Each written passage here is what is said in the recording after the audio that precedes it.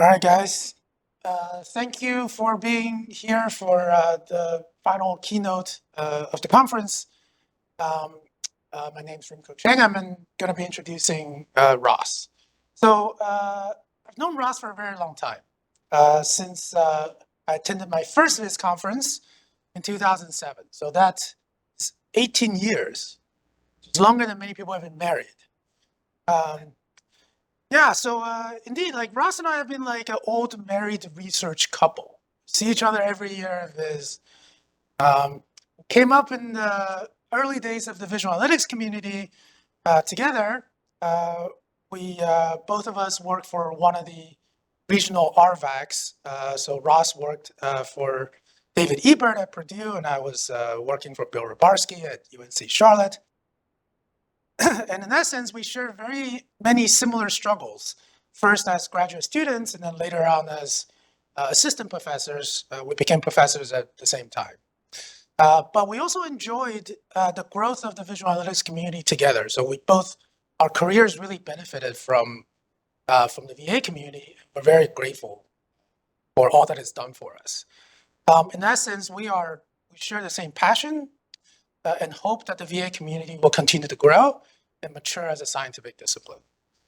So unfortunately, as a married couple, research couple, academically, Ross has always been a step ahead of me, just about in every measure. Even though he's a couple of years younger, he's accomplished so much as a researcher and as a leader in the VA or in the VIS community. So if you didn't already know, Ross is a professor at the Arizona State University. And more importantly, he's a director of the School of Computing. So the title is essentially equivalent to a department chair, but Arizona State is such a large university that the School of Computing has over 12,000 students. That's like more students than my entire university. So in that sense, he's at the same level as our university president. Ross is also a very accomplished researcher. He's very prolific in publications, and not just in Viz, right? So this is one of the superpowers of Ross. But he publishes in data mining and machine learning and geospatial analysis and HCI and graphics and many other fields. He's a recipient of the NSF Early Career Award. And as a side note, he got it the first try. It took me three tries before I got my career award. He was a general chair of Viz in 2017. He was a paper chair for VAST in 18 and 19, if I remember correctly. And now he's he's an associate editor-in-chief for the TVCG. So now in his role as a director of one of the world's largest computer science departments, I'm honored to introduce Ross as our keynote speaker. So please help me welcome my good friend, Ross Maciejewski, and giving the final remark.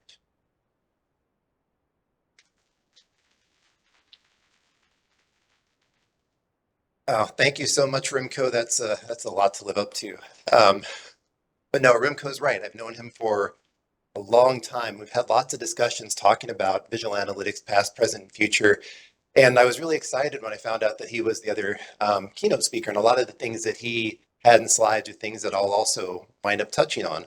But like Rimko talked about, visual analytics started as this outgrowth of what was seen as an analytical failure in the 2001 during the 9/11 attacks. Department of Homeland Security was founded.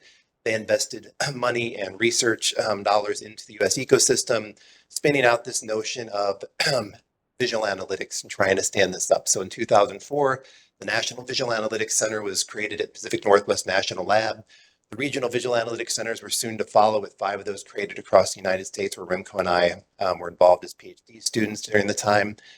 Moving on, VAST became part of IEEE Viz Week, a VAST track at IEEE Viz. And in 2021, we have the reorganization of the Conference of Visualization and Visual Analytics. So lots of interesting things have happened. And part of the stuff I want to talk about is some of the early successes, things that still resonate today, and a lot of just interesting applications and insights in places where I think we still have room to grow. So if we look back at some of the early work from PERVAC, technology's changed a lot. So here we have people designing things in Microsoft MFC. We have short-lived technologies in Palm Pilots, Blackberries, and these sorts of things. I mean, doing research at that point in time, somebody would get you a new device, and like 6 months later, it would be another new device, and people are like, well, I can't possibly accept that paper because you don't have the newest device. You'd write a volume renderer, and 6 months later, the new version of CUDA would be released, and none of your libraries would work anymore, and you need 6 months to fix all the library dependencies. It was very interesting shifts in technology. And we started seeing the advent of D3, the movement to online web resources. But the problems the visual analytics community was tackling were really fascinating and still really relevant today. So that picture on the right, this is tracking disease livestock. So for me, this is sort of my first opportunity to connect to things from back home as a graduate student. And I think that's what's been really exciting to see in the visual analytics community is I'm looking at the storytelling tracks in PacificVis and the papers going on. There's lots of opportunities for people to tell stories about where they're from. And so there's a, a joke about, oh, don't ask a man his age. I'm sorry, don't ask a man his salary, a woman their age, or an indie rock band why their Wikipedia links of their parents are all blue. It's sort of similar like that for academia. Many people in academia come from academic families, and I grew up in a very rural part of Missouri with about 2,000 people. I lived out in what I would describe to people in this room as the country, but if I described that to people back home, they would say, no, Ross, you still lived on a blacktop road. That's not the country. That doesn't count.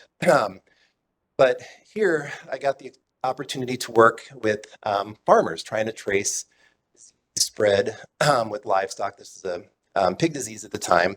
And essentially, if your pigs got this, you would cull the herd, you would kill them all. Very similar issue today to bird flu and these sorts of things, and thinking about how we can trace these among farms. And of course, part of the questions with visualization and visual analytics has always been, well, are you p-hacking? You're just helping people, try to figure out spurious correlations. But I think underlying all of these things was really just the desire to be able to look at their data. They had hypotheses that maybe they couldn't articulate well. And this goes back to what sort of Remco mentioned in his talk about how do you articulate these queries? How do you think about that? And how's there ambiguity there? And what they wanted to think about is, okay, I have a farmer that's coming, I have a worker that's coming visiting different buildings.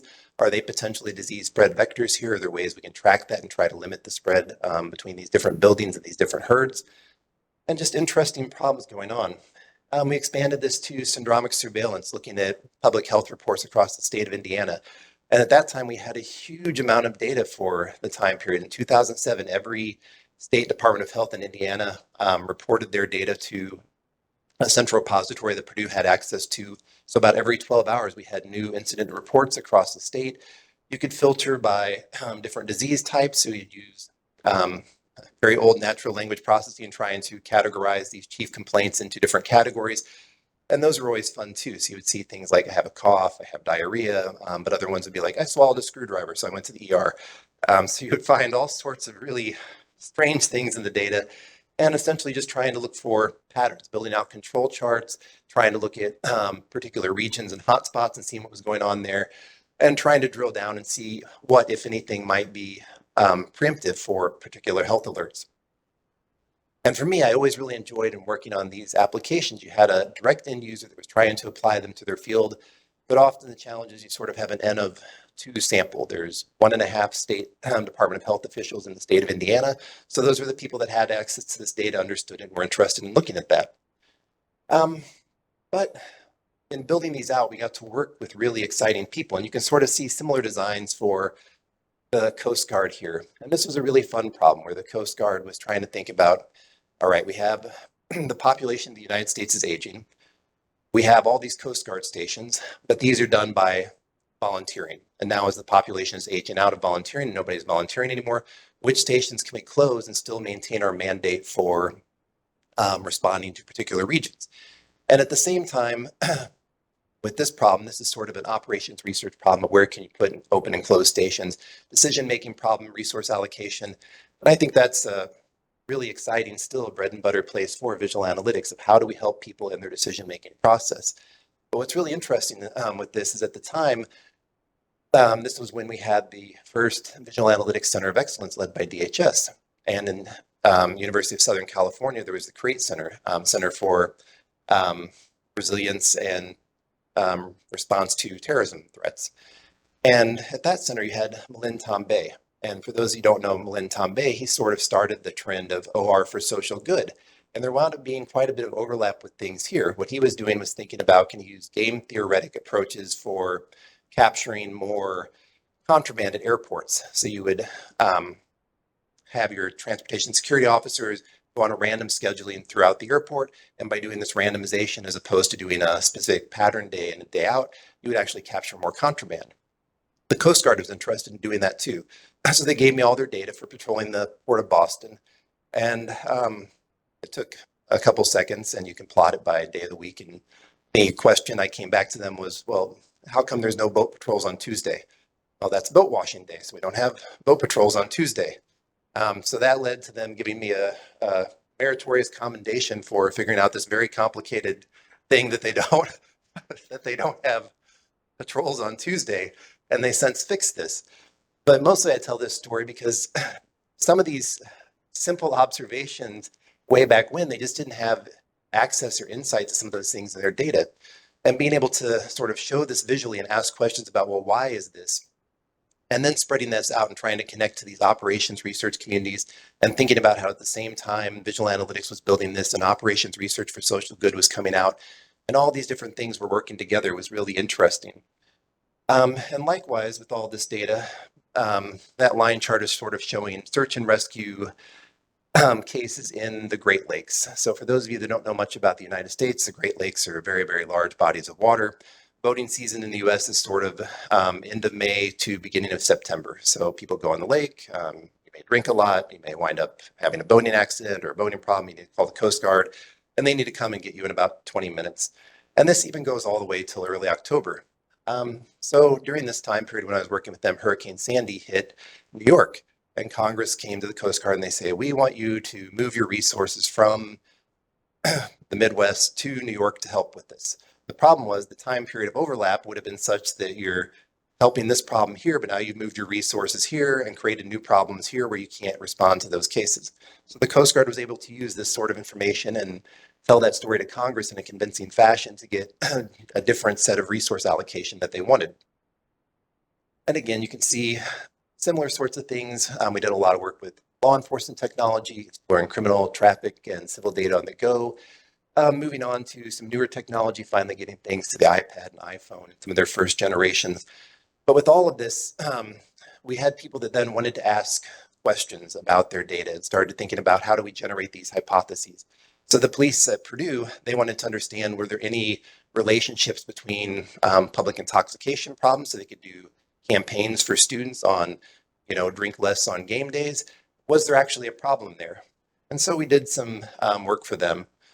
So this is a picture of Purdue's campus. This area is the football stadium. The dots are people that were arrested for public intoxication. This area is the popular bar area down here. Not surprising, there's a whole lot of dots where the popular bars are. But you can play this game of plotting how many public intoxication arrests occur across the year. What time of day do they occur? What hour of the day? And so 2 a.m. is not so great. And that always reminded me of this quote from How I Met Your Mother, which was probably on TV right around this time, is after 2 a.m., just go to sleep. Would have worked out well for many of these people. And of course, the day of the week, Friday night, Saturday night, Sunday are the popular nights for drinking. But they wanted to combine this with sort of looking at football wins and losses. So for this particular season, they would look at things like, okay, Purdue lost to Notre Dame, Purdue won the homecoming game versus Illinois, Purdue lost to Iowa. There wasn't a whole lot of changes. The times when there was a football game and the spike is low wound up being a holiday for the students. So students weren't around campus. So if students were around campus and there was a football game, there was more drinking. But they were interested in thinking about, okay, what kind of campaigns could they now do? And if they do an intervention, can then they track this data and see if that intervention had support for this? And you can tell this is very old data because Purdue does not win football games at all anymore. So, but we can think about extending this. So, I did a lot of kernel density estimation. I still play a lot with that. The problem is, though, if you just take these points and sort of do kernel density estimation, you wind up where there's crime in the river. That doesn't really make sense with the red hotspots. You can instead try mapping them to the underlying geographic network. You can change the sort of kernel link with network edges and get some more clustered spots directly along the network. But you can play fun games too, like can I add edge cuts to the network, looking at set overlap. So if you have gang territories in Chicago, so red is the distribution of Latin kings, green is the distribution of Latin counts. Those are two different gangs. And purple is their overlap. But if you say, okay, well, some of these particular edges in the network are sort of semi-soft boundaries, you can cut the network there, you wind up seeing that these territories separate pretty well. And so just thinking about, are there other tricks we can add, other things we can help to elucidate things underlying the data? And throughout all of this, I hope you're getting the point, is that I just like to tell stories about data and thinking about what we can do. And as you saw visual analytics advance, what you're seeing is we sort of went from like single data set to now can I combine multiple data sets to try to get more information through this. So one fun problem that people always like to talk about, we created this name profiler toolkit. So I can take all of the telephone white pages in the United States. So prior to cell phones, you had your name, your address, and your phone number. So those were just given in a book. You can take those books. I can take your address then and geocode it. And as data became more popular, so now I know your name, address, phone number. I can go to Zillow. I can get how much your house is worth from your home address. I can go to the U.S. Census Bureau and get how much money a particular county or zip code is worth. I can go to the Census Bureau and get an estimation on when was the first name Ross popular. I can see the distribution of those things. You can start combining these data sets together, and you can play a game like, here's where all the Maciejewskis in the United States live. And if you're familiar with Polish populations, Chicago has more Polish people than Poland. So not surprisingly that there's a hotspot there. That's true fact. I'm not exaggerating. Chicago is a very popular Polish destination. I do not come from anywhere on the red hotspot here. I'm a weird outlier. Not sure how my family wound up in Missouri. But that's pretty much the Polish belt in the United States. And you can play that game with first names too. So where do first names of Ross come from?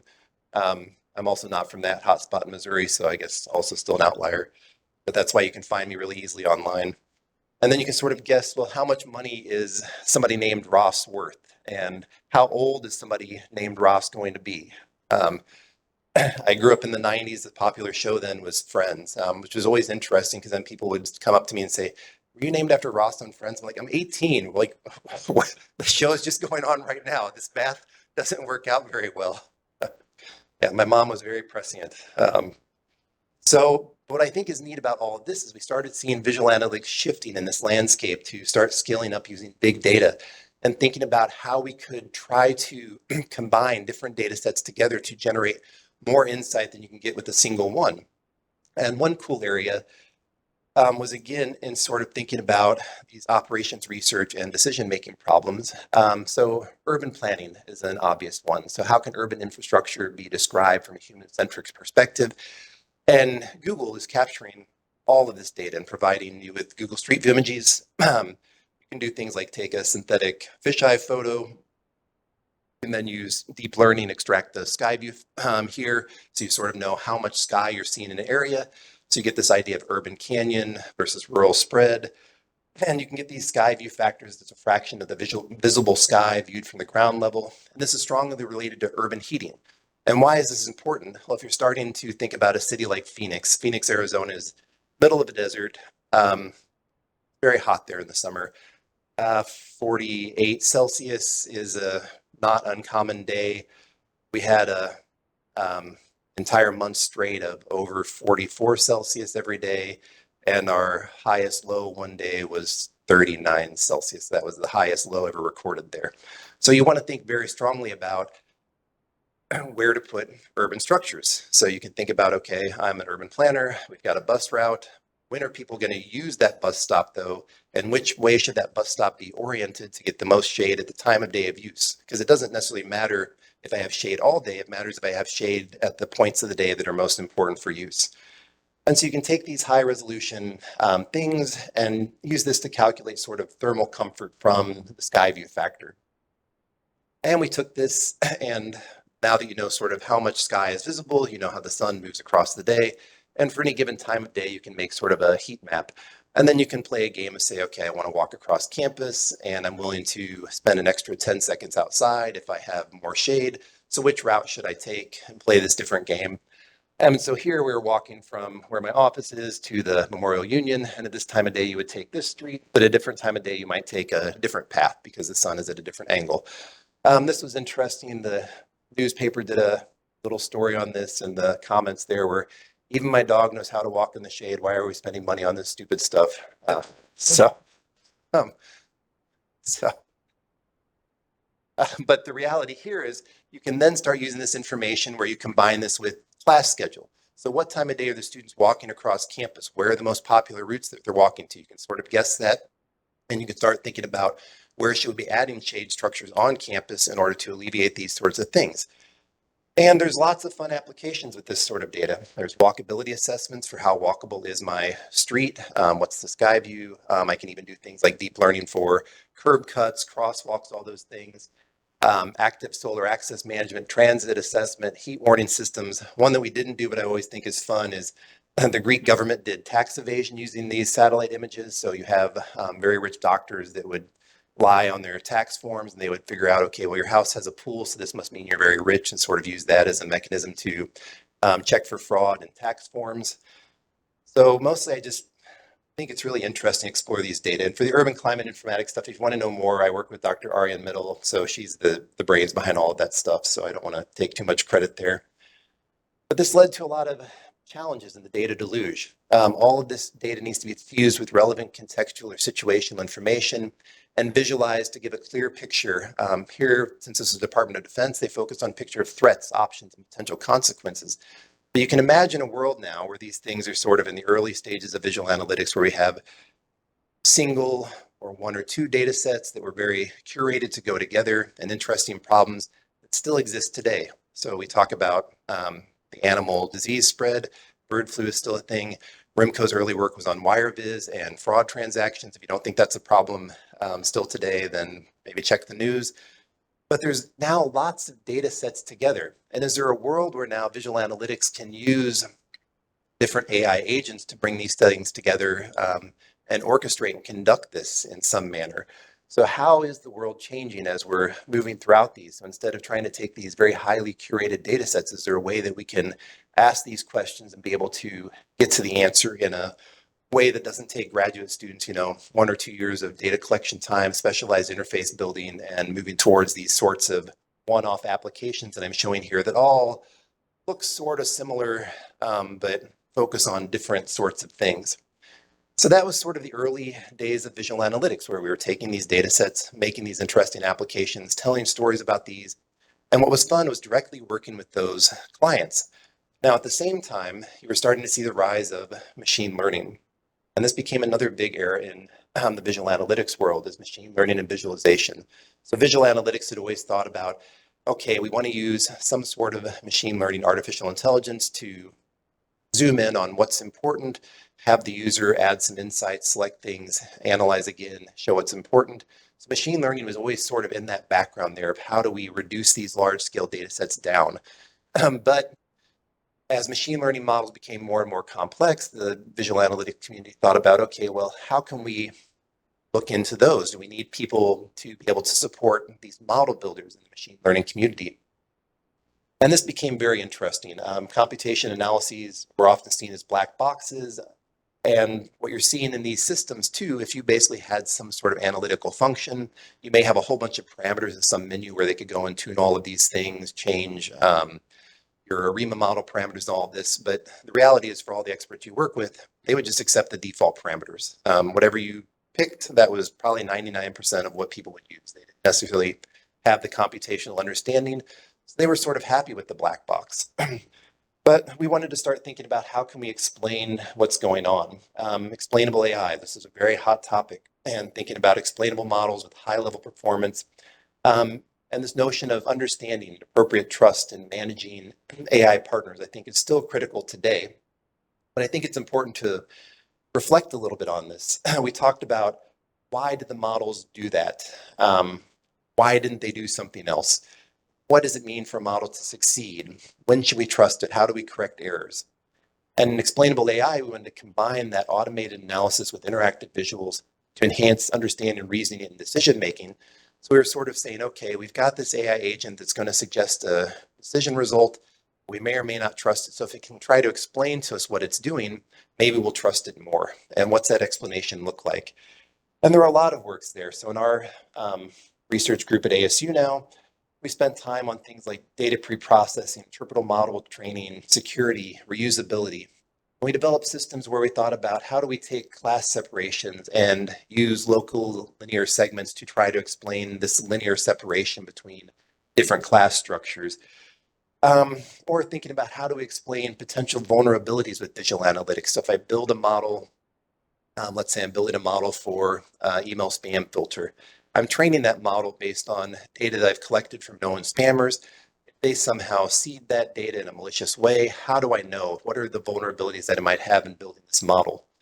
How might people manipulate decision boundaries? And this again went to that sort of notion of cost-benefit trade-off. I know how much it might cost an attacker to need to modify this model. So how likely is it that they're going to spend those costs? And so thinking about how do we develop these visual analytics systems?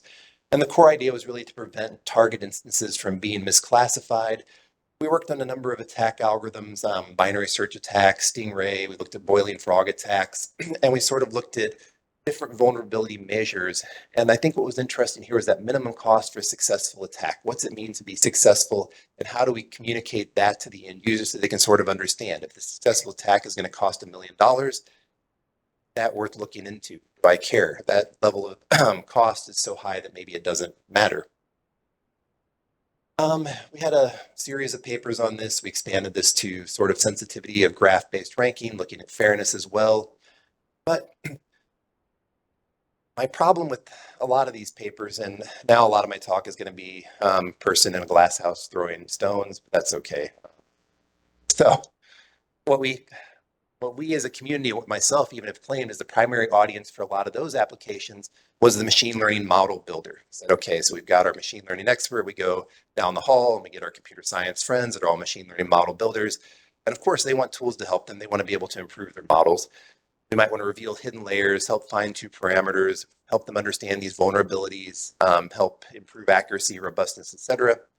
But how effective is the visualization community in supporting these model developers? And that's a question I'm still not sure that we can answer. We have created a ton of these sorts of tools, but where are they at in the world? And we can play a game with that question. Some of you probably saw me present a slide like this in Australia a couple of years ago. So this is the number of accepted papers at NeurIPS, widely known to be one of the top sort of machine learning venues, 4,000 papers plus accepted in 2024. So the game we can ask is how many NeurIPS papers use the word visualization? Want to take a guess? The word visualization is pretty popular. Last year we had about 42% of the papers contain the word visualization in some form. But our community, where do we normally publish? TVCG, right? Even the Viz papers are TVCG. So the easier question is, well, how many of these papers cite TVCG? 0. So our peak was 12 papers being cited in 2021. So whatever we're doing, we're not getting out to this community for some reason. And there's lots of interesting things going on. This community builds high dimensional loss landscapes. You see that sort of work in the scientific visualization community. Topological data analysis is being used there. We're developing techniques here in our community for that. No connection here to this community, even though we claim that we're helping these model developers. Then the question is, what does NeurIPS mean when they use the word visualization? Because they're using the word visualization a lot. And so we sort of roughly looked at this, and take this with a grain of salt because it's just something my students and I sort of did for fun, and whether these numbers are overly accurate, but this is sort of how we classified things. So we had, primarily they're talking about bar chart, scatter, line, heat map, box, and pie chart. So this was from 2022 data, so not the 2024 when we had the 40%. And you can see what they mean by visualization. So I just took a handful of the papers and took out some pictures. And the pictures I took specifically, they had to be referred to as a visualization in the paper. So here they used point clouds to show regional sensitivities of their point net data. They showed a visualization of batch BFS using a tree structure. Again, sort of point cloud renderings of different areas to try to show interpolation between interclass and interclass shapes. Here we had an interesting visualization of a Vietoris Rips complex computed using persistent homology. So those words should all sound familiar to our scientific visualization community people, but this paper did not cite anything from that community. You have a lot of heat maps. This is a very popular visualization, is this sort of heat map of showing tension, saliency maps and data. And I talked about lost landscapes earlier, but again, trying to think about what the target functions look like. So if you have a high dimensional convolutional neural net or transformers or other things, you want to look at their loss. So it's interesting to think about where this gap is between our community and sort of what's happened there. And while we definitely have people that are working on supporting the machine learning pipeline, we have strong groups at Apple and Google working on these things. Not clear which techniques in the visual analytics community have been successful in supporting the machine learning community. And partly that's the problem because there's still this gap between the machine learning and visualization community. So, it took us like 61 years to start doing stuff in neural nets in the visual analytics community. I think the 2005 paper was actually Kwan Lu Ma's paper on CNNs, was probably the first paper in visual analytics visualization that started talking about CNNs.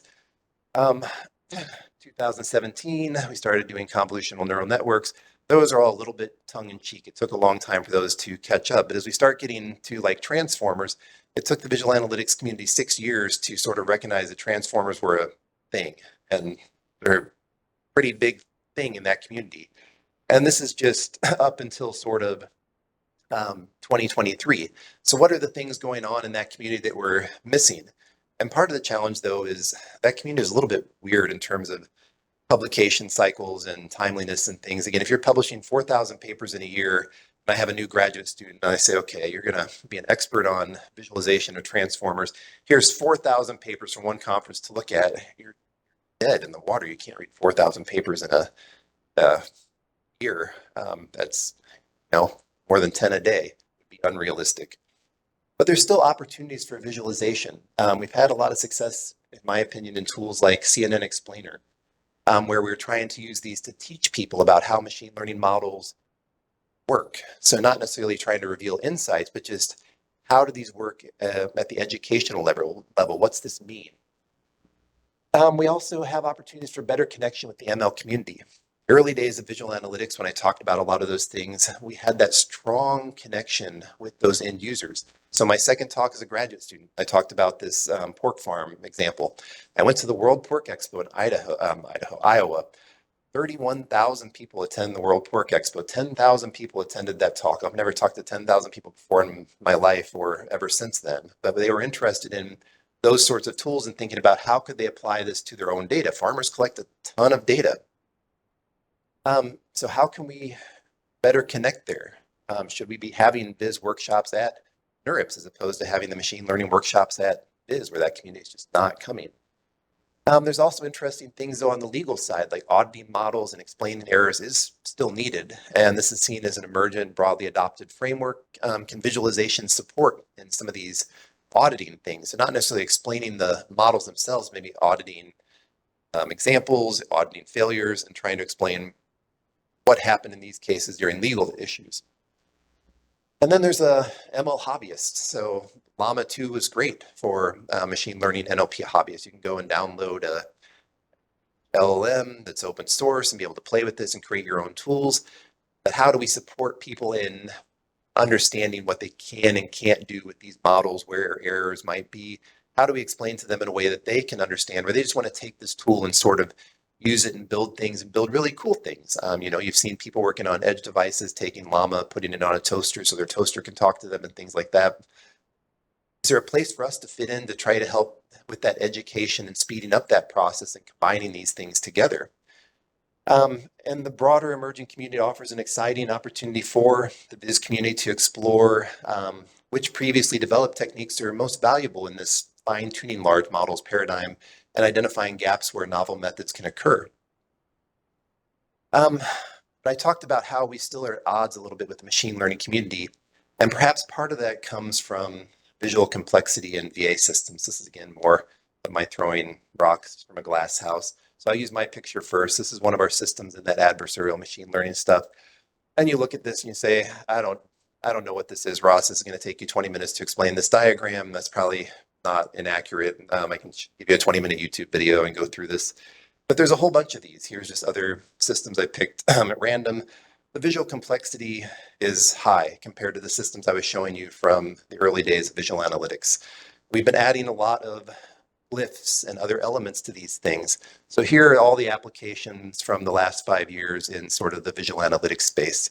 The y-axis is the number of glyphs that we found in a paper, and the x-axis is the number of dimensions encoded in glyphs. So you do have some that are just basically points with a color, we'll call that a glyph. There's some that have 15 plus elements trying to be included in that. So how do we evaluate a lot of visual analytics applications? Well, we have a case study. And don't you think it might be fair for me to say, well, in a case study, you should evaluate all the components of the tool that you proposed, right? If you're going to say, okay, I've got a glyph that's going to show 15 dimensions. So my case study should show how I use this 15-dimension glyph. So here's design versus usage. So I can go to the case studies on all these papers and see how many dimensions the case study actually reports. So if you're off this line, if you're below it, you're using less dimensions in your case study than your system claimed that it had. And what we find here is that on average, most of these wind up using like 3 dimensions in these coded glyphs. That's not too terribly surprising, right? Human-computer interaction and cognition literature says that humans can manage about 7 different variables in their mind. Most of these glyphs wind up in the form of some sort of scatter plot. So you've got 2 dimensions already, X and Y, and then you're including more stuff into those dimensions. So with 3 plus 2, you're at 5. So, you're already at that sort of 5 to 7 limit of cognition. So this shouldn't be surprising if we think about what we know, but yet we're saying, okay, I'm going to design a system with 30 plus dimensions for my end user, and that's going to help them. And perhaps this is also limiting some of our uptake in the community.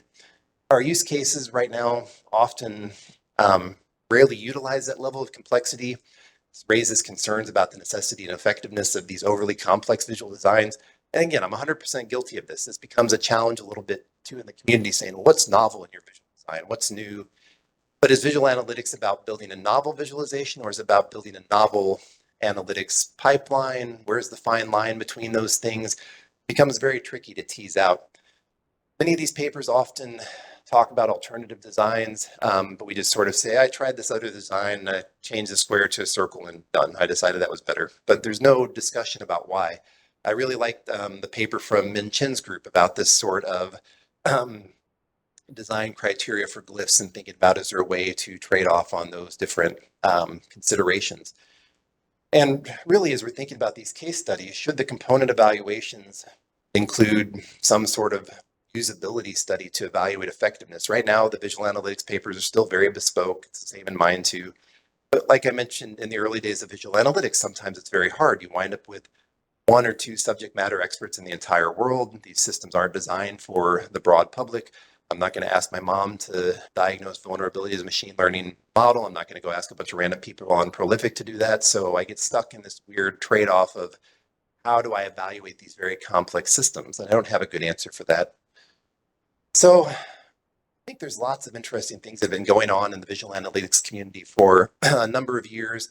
Lots of applications that are still completely relevant today that we've touched on and built systems, but haven't seemed to quite get those out the door to people that might be able to use those. A number of the things that I've talked about have turned into different companies, have been deployed into active use. So the stuff with the Coast Guard was actively deployed. The law enforcement stuff was actively deployed, turned into a company. The game theoretic stuff we talked about with Malin Tambay is still in use today at airports. So many of these things are going on. And the underlying premise of visual analytics is really, we want to convert data into insight. Insight, we want to convert data into insights for decision making. So maybe that's where we need to think about, how do we refine this a little bit? So visual analytics is using advanced analytical algorithms combined with interactive visual interfaces where the user can explore the data analyses. But is that explore thing really accurate anymore. Now you have a bunch of AI agents you can talk to and converse and think about this sort of process where really you're trying to get to some decision-making, optimization, support for various tasks. So with the things like the pig analysis, it wasn't about just showing the movements of the pig. It was trying to think about, is there a particular person that's traveling to all these farms that maybe is the disease vector, or is there something else? The same with the Coast Guard. It wasn't about just seeing that there's no boats on patrol on a Tuesday. It's actually taking that to the next level. And now, well, how should I optimize this patrolling strategy, and how do I do that? And it's interesting because we live in a time of wicked problems. We can reflect on things going about the world today. We can stick with the easy ones like climate change, right, and political issues. But everything is complex and interconnected and limited resources. Climate change is exacerbating vulnerabilities. Global middle class is growing. Education, stability, prosperity. So visual analytics, though, was designed to try to help people make sense of these complex and interconnected things. There's 10 properties of wicked problems that were described in this literature, where there's no definitive formulation of a. Sorry, I must have an animation here. I didn't mean to. There's no definitive formulation of a wicked problem. Not necessarily a stopping rule. Solutions to wicked problems are not true or false. They're good or bad, so it becomes difficult to tease those out. Many solutions to a wicked problem is a one-shot operation, so there's not a lot of opportunity to learn. And we sort of do trial and error, but every attempt is significantly costly. They don't necessarily have exhaustively describable set of potential solutions, nor is there a well-described set of permissible operations. Every wicked problem is essentially unique. We sort of see that with a lot of visual analytics solutions. We tackle a lot of unique domain things that may have underlying wickedness sorts of things. And the last one here is sort of the planner has no right to be wrong, because if you make a wrong decision, then these wicked problems are going to make stuff drastically worse. So as defined, there's not necessarily a way to make progress. So the question is, why do we try? I think that's part of a problem with visual analytics too. We're sort of defining this, but how do we make progress? But if we take another look at this, I've highlighted some ones in red. There's no definitive formulation of a wicked problem, but being able to allow the human to have these conversations and think and tease out stuff in the data provides a nice opportunity to add these multiple definitions and let people converse about their problems. There's no immediate, no ultimate test of a solution. So I love things in the visual analytics community that had lots of what if scenarios and lots of planning and be able to compare different outcomes and try to see different trade-offs. Of course, every solution to a wicked problem is one shot. There may not be ever opportunity to learn. So again, thinking about the space of simulations and trying to try things virtually can be very interesting. Every wicked problem is essentially unique. And the big one is the planner has no right to be wrong. But ultimately, then the planner needs better decision and planning tools and processes. So come back to where we still need visual analytics. We've worked on a number of wicked problems over the years. This community has had a big footprint across multiple things. Misinformation is a hot topic now and is a very wicked problem going on too. We saw presentations about that just earlier this morning. So I think we're at a very interesting time for visualization and visual analytics and thinking about this consideration for human-machine intelligence, where visual analytics had always been thinking about combining those things together. But now as AI has improved and grown, how do we connect these things together? We still want to have that domain knowledge integration with the human that may not be well captured in the data from these machine learning models or these foundation models. And humans are the ones that are probing these and asking questions. Do we need visualization for trust? How do I help them trust the model? These models will be wrong at some point in time. So how do we help facilitate that trust? Can visualization and learning work together? So typically that type of system means that the user will have some interactions that change a model, and getting engagement may really change the landscape of participation with these models. But if it changes the idea of accuracy, maybe you can test that. Then we get to this question of how can we measure knowledge integration? What's the baseline when really supporting these human-machine tasks?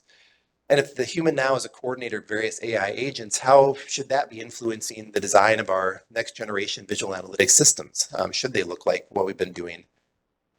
And so I think it's a lot of fun to think about this world where we now have this human AI teaming, where we have AI-assisted decision making. Neither human nor AI is perfect, but our goal is really to improve this decision making. So can visualization or interactive interfaces work as a nexus for helping support that? And then there's trust calibration. Humans are wrong, AI models are wrong. How do we calibrate appropriate trust in the system so that we know when to ask questions and recognize when to rely on model predictions and when not to rely on them? And uncertainty visualization has been listed as a challenge for the community for 30 years when Chris Johnson posted that in CGNA. I may be wrong on the timeline there, but how can we figure out appropriate uncertainty things to help increase model transparency and help build that trust calibration? So these are just some of the things I've been thinking about in the world of visual analytics as AI has really exploded, and we have this opportunity to think about what are the next generation of interfaces to tackle some of these interesting problems and bring data sets together, merge these, and be able to ask interesting questions, and also still have fun working on these different things. So those are just some of the things I've been thinking about as we look sort of for the past of visual analytics and move towards the future. A lot of this work was funded through the Department of Homeland Security. I've worked with them for 18 years. And I couldn't have done this without all of my students, and starting out with David at Purdue gave a lot of interesting insights into how to do these sorts of collaborative projects on different things. So any questions?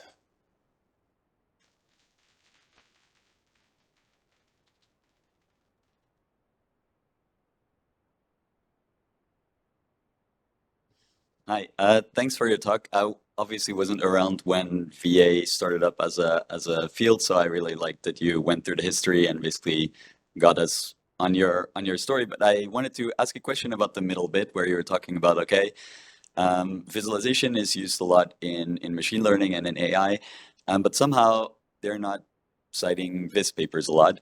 And as an algorithms person, I feel kind of that I see a similar thing where they're doing a lot of things that maybe you could be doing with algorithms, but they simply not know about it. So maybe a question to you is, do you think it's more of an us problem where we as like a visualization community or like algorithms community should reach out more, or is it more of a them problem where they're simply, I don't know, trying to do all of these things and not looking carefully enough? What do you think? That's a interesting question to unpack. So if you, I wish I had made a slide. I have some data on this for all of the machine learning conference submissions. So essentially there's, let's just break it down to say 6 major machine learning conferences between CVPR, AAAI, NeurIPS, ICLR, et cetera. So pretty much you submit a paper, it gets rejected, you send it to the next one in hopes that it'll get in. These have now 10,000 plus submissions to many of these sorts of things. I think that adding way too much stress on the system and causing speed of the process to then ignore other things that are going on to try to be first to market. You'll see this in archive too. You can do a plot of number of papers that are submitted to archive every day that have machine learning tags and things. And so I have a lot of questions for that community just in terms of how sustainable is that? I've had conversations with, so as Remco said, in my role as the school director, we wind up on hiring. I've hired 27 people in the last 2 years that have been doing this job. So we have hired a number of AI people, and sometimes we'll get people that'll come, oh, Ross, this person published 100 papers in their PhD.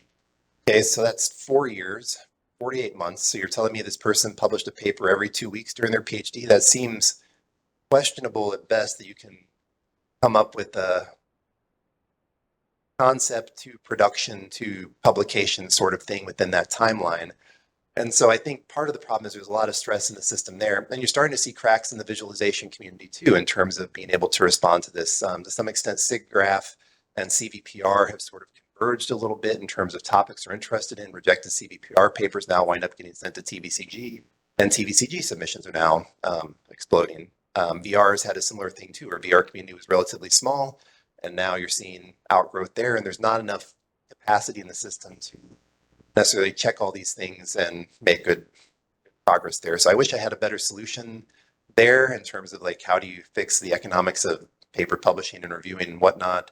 Maybe current shocks to the system of academia will cause this problem to self-correct simply due to the funding landscape that will emerge. I don't know. I think I went off on a weird tangent there. I don't know if I answered your question. But Yeah, sure. But thanks for your thoughts. okay.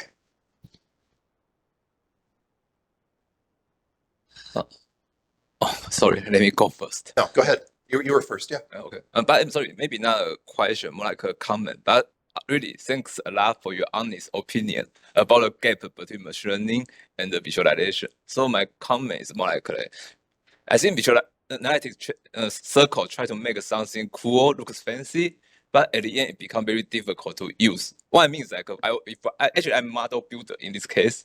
I build my model, I want to apply visualization, I check a paper, okay, they look nice, but either not open source or open source, but only tightly coupled to certain toy model, which I don't know how to apply to my model.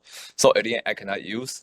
So, and I think one reason behind the machine learning boom or AI boom is because everybody open source their model. You can quickly take something. So I check your visual analytics paper, okay?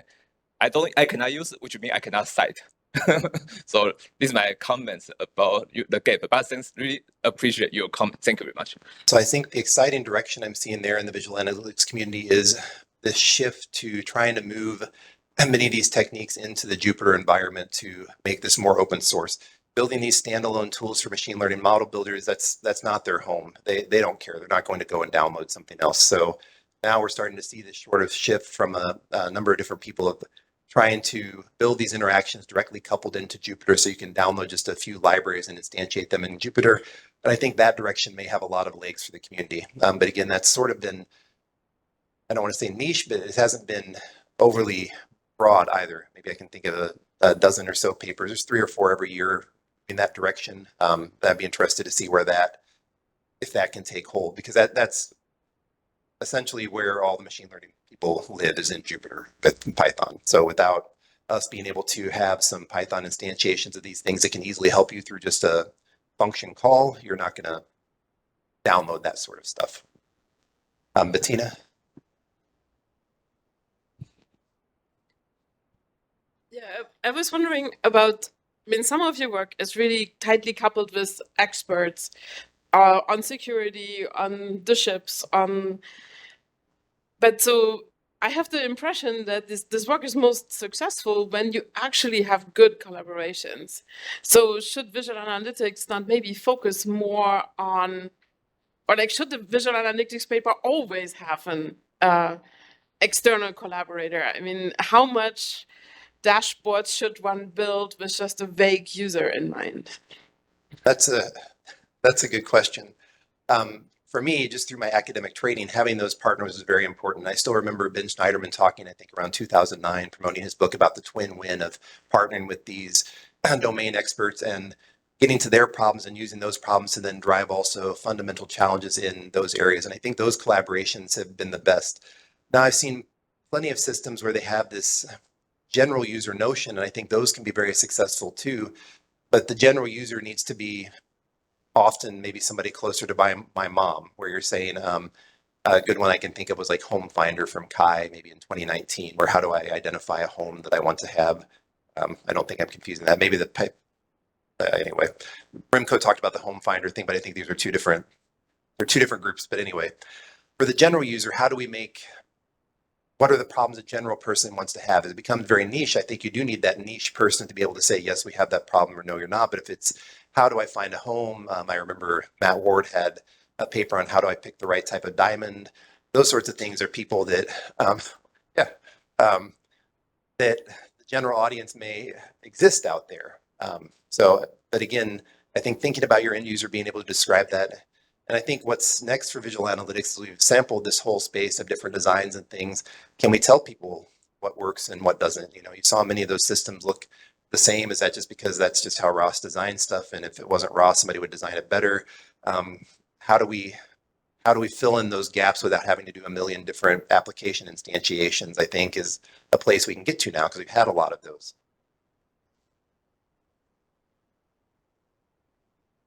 Yeah, so in your talk, you mentioned that the complexity of the system in the visualization paper get more higher and higher. You talk about like encoding 15 dimensions in the system, which I completely agree. It seems like people are competing to say my system is more complex than you, instead of saying my system is more simpler than you, easier to use. So was just wondering what's the solution out of this? Like, should we impose a limit? Penalize system that's too complex? Yeah. So, I mean, so sometimes when I'm reviewing these papers, I do see colleagues that do raise that question. And I think that's where sometimes in these case studies, we gloss over this, where maybe an easy question to ask yourself when you're reviewing the case study is, did the case study use the features that you claim were needed in the system? And if not, should that be grounds for saying, well, I don't know that this design is the best and perhaps I should consider rejecting this? It's very complicated. What makes novelty and contribution in visual analytics is not always so straightforward. Again, you can look at many designs that are simple, but then you say, well, what did I learn here? And does that go back to Min and I talked about, is visual analytics just the process there? And am I adding something new to the process and gaining knowledge in that way? And so this evaluation has always been really tricky in visual analytics because it's not just those low-level perception tasks, but this broader process of finding and going through information. And so are the systems too complicated, and how do we sort of give people that feedback? I don't know how to do that in a valuable way, but maybe raising awareness of some of this and thinking about those discussions is a good place to start.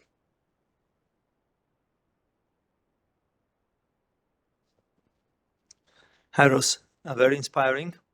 So I was there when the visual analytics was starting, as a reflection to the previous comment. At that time, so it was triggered by some events we know about. Back then, I would call it maybe a pre-AlexNet era, was where things worked reasonably well, but not that well that you will rely on them. And that was the marriage with the visual counterpart as a dialogue with the human was a very reasonable design choice. Now we are a couple of years further, and after AlexNet, there was a big disruptive moment. Then Transformers caused a big transformative event, and so on. So now the situation is not like it was in 2008, and I think many people, like, gradually it seems that this necessity for visual part of the visual analytics is decreasing, because there is more and more objectively you can rely in a way on what the analytics tells you. So what does it leave us with maybe for the next 5 years? What do you think is the visual inspection of kind of the results the main task, or how, or as you mentioned, the kind of the model checking is the main task, or where would you see the best placement of visual analytics in this context?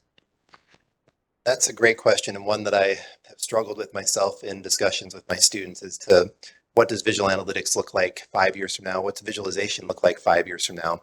In SciViz, we've got lots of new legs with topological data analysis and topological techniques that have been, sort of taking place in the machine learning community.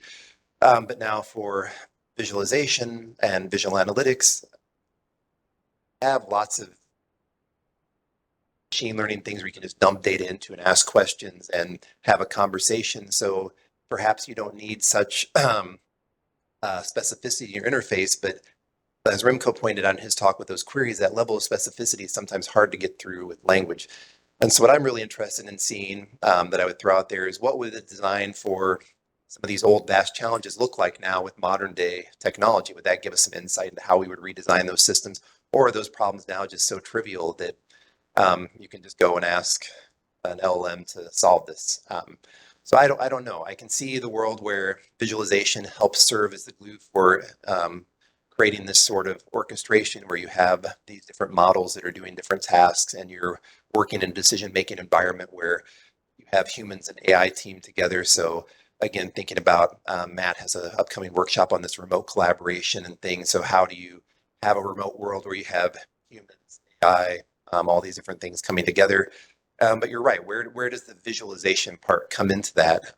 Becomes very tricky. And I think there's still some space there, but now it's going to be perhaps the judicious choices of those, and perhaps some of these may wind up being simpler than what we had Do we need to go to this level of complexity, or should we be just using simple, well-known things to describe and explain decision-making in a way that the now group of decision makers can come to that conclusion? I'll be really interested to see. I wish I had a better answer for that, but that's one I've also been asking myself a lot lately. I was wondering, one aspect which is hard to take away is the legal aspect. You need to put somebody behind the bars if things go wrong. That's a very European problem. we don't worry about that in the US side. Oh, okay. No, I mean, so at the end of the day, the liability is some aspect which might lead to the fact that you need somebody to check that this is actually correct, and this might lead to the necessity of visualization tools which are aligned with this kind of aspect. And that's why I think there's been some really exciting work in HComp and FACS where you're having people thinking about this AI reliability, appropriate trust calibration, and those sorts of things. But again, some of that seems to be simpler visualizations seem to perhaps be better at calibrating appropriate trust. What I mean by appropriate trust is I don't just want to outright say an AI model is a liar, and I don't want to outright say an AI model is 100% right. I need to calibrate that level of trust so I understand, the same as you do with any other human. You have some level of trust between your counterparts and the decision-making thing.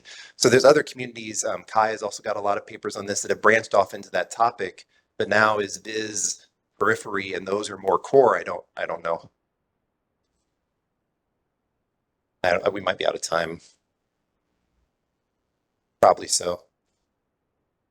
But I'm happy to talk about this. I think this is really fascinating, thinking about where we've come from, where we're going next, and what are the next things. And I look forward to seeing what all the students do over the next 20 years of their career so that I can stop working. All right. Thank you, everybody.